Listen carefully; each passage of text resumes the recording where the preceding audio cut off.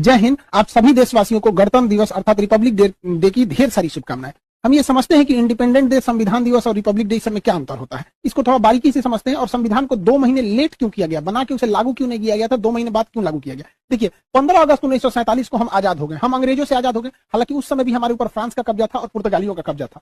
तो वो लोग पुर्तगाली फाइनली 1961 में गए हैं, सब गोवा को आजाद करके, सबसे बाद में गोवा आजाद हुआ है। तो हम लोग तो आजाद हो गए थे, लेकिन बात यहाँ ये आती है कि आजाद हम अंग्रेजों से हो गए थे, लेकिन हमारे ऊपर किसी का शासन ही नहीं था। तो हमारे ऊपर कौन शासन करेगा, ये कोई डिसाइड नहीं था। इसलिए 15 अगस्त 1947 को हम आजाद हो गए थे, इसलिए उस दिन हम आजादी दिवस, इंडिपेंडेंट डे मनाते हैं। लेकिन हम लोग के ऊपर अंग्रेज कहे थे कि हम आपको फाइनली छोड़ के तभी जाएंगे जब आप संविधान बना लेंगे तब। तो हम लोग संविधान 1946 से 1949 के बीच में बनाए, जो फाइनली बन के तैयार हुआ 26 नवंबर 1949 को। इसलिए 26 नवंबर 1949 को हम कहते हैं संविधान दिवस।